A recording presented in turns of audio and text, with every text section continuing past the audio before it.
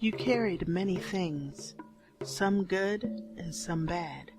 However, what hunched your shoulders, what sprouted sweat upon your brow, what grew a heart heavy, what made a spirit falter, what made faith dissipate, what made believing unimaginable, were your burdens.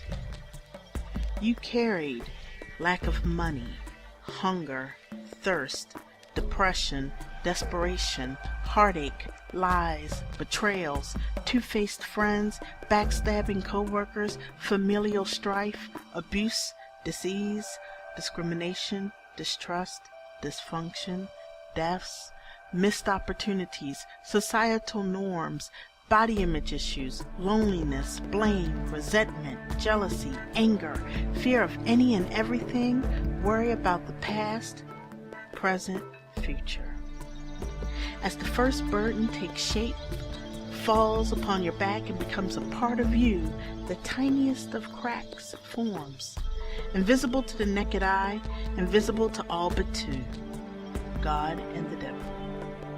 God, the knower of all things, he who can do all things, watches, standing beside you, never leaving you, trying desperately to get you to believe, to remember that he never gives you more than you can bear.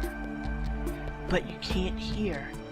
That crack, that tiniest of slits upon your psyche, is just big enough for the devil to niggle his way in, to whisper in your ear, onto your mind, into your heart, your worthlessness. He tells you, yes, you deserve heartache. Yes, your fears are valid. Yes, you will die from your illness. Yes, that person is better than you because you're poor. Yes, you're fat and no one will ever love you. Yes, feed off your jealousy and riddle your body with this murky green acid. Yes, your man hits you, but don't you think you deserve it? Yes, you're without money and you will always, forever and a day, worry about having shelter and food.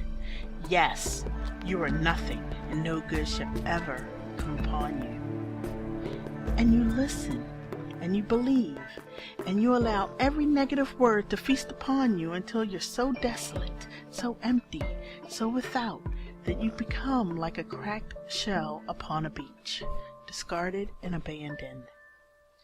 As that last burden, that last straw falls upon your back, breaking it, you isolate yourself.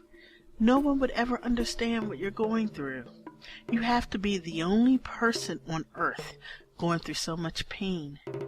You don't want to lay your burdens upon others. You don't want anyone to see you cry.